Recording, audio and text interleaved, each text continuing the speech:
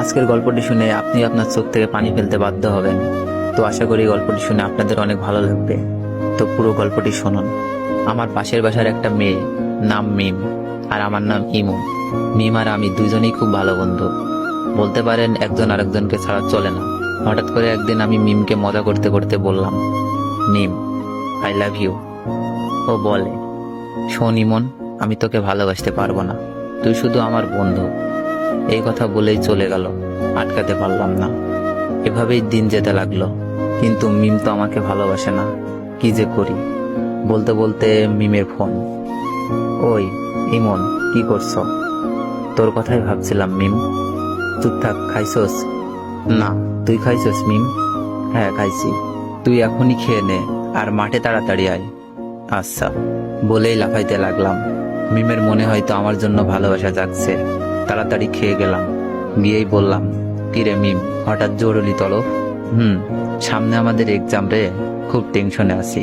কোনো চিন্তা করিস না, ফেল করলে তোরে তো আমি বিয়া করবো, তারপর 2টা ক্রিকেট খেলার টিম বানাবো, তোর এক দল আমার এক দল। বলেই হাহা করে হাসি দিলাম। কিন্তু হাসি দেওয়ার পর যা ঘটলো তা আমি কেন, আমার চোখও বিশ্বাস করতে পারলো না। এমন ভাবে আমার গালে চড় মারলো যেন গাল দিয়ে ধোয়া বের হচ্ছে।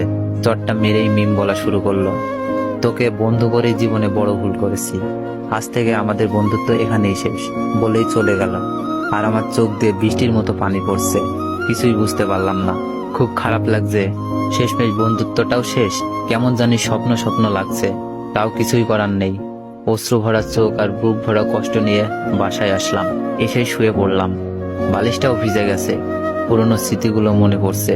প্রতিদিন ওকে ফোন দিয়ে ঘুম পাড়ানো, ঘুম থেকে জাগাতাম। দিনে কমপক্ষে 100 বার ফোন আর মেসেজ তো আছেই। সব স্মৃতিগুলো মনে পড়ছে।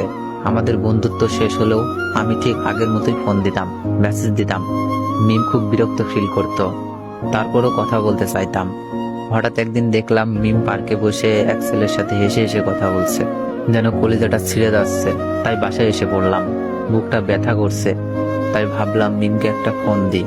অনেকবার কল হওয়ার পর রিসিভ করলো। মিম, বুকে ব্যথা করতেছে। মিম বলল, ব্যথা করা ভালো, এখন আমাকে ডিস্টার্ব করবি না, পরশু আমার এক্সাম। আমি বললাম, আচ্ছা, নাপা খেলে ব্যথা যাবে?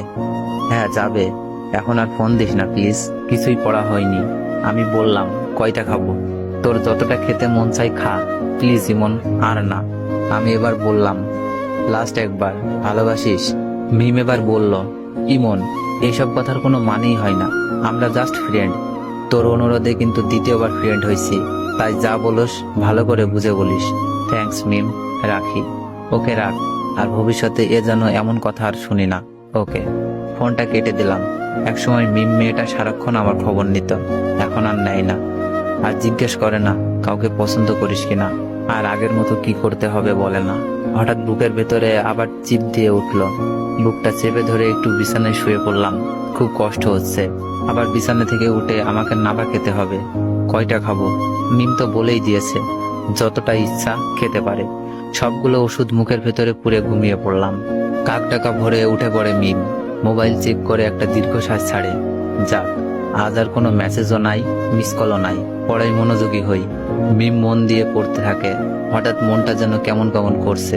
তবুও ভালো, ইমন জ্বালাচ্ছে না। ছেলেটার কোনো কমন সেন্সও নাই। যখন তখন ফোন দিয়ে বলে, মিম, এইটা হয়েছে, এখন কি করব? ওইটা হয়েছে, বোরিং। কয়েক ঘন্টা কেটে গেলেও মিমের মোবাইলে আলো জ্বলছে না। হঠাৎ মোবাইলে মেসেজ টোন বেজে উঠলো। মিমের কাছে বোরিং হ্যাপি দুইটাই লাগলো। মেসেজ অন করেই হতাশ হয়। রবি সিম কোম্পানির SMS। রবি সিমকে কয়েকশো গালি দেয় সে। ঘড়ির ঘন্টার কাঁটা ক্রমশই বেড়ে চলেছে, কিন্তু একটি বারের জন্য ইমনের মোবাইল থেকে কল আসে না। হঠাৎ মিমের স্মরণ হয় কতদিনের কথা। ইমন বলেছিল, মিম, বুকে ব্যথা।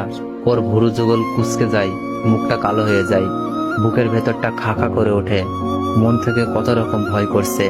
রাত 9টা। মিম একদম পড়তে পারছে না। বারবার ইমনের কথা মনে পড়ছে। ইমনের মেসেজ তো তার বোরিং লাগতো, কিন্তু সে কেন এখন ইমনের মেসেজ খুঁজতেছে?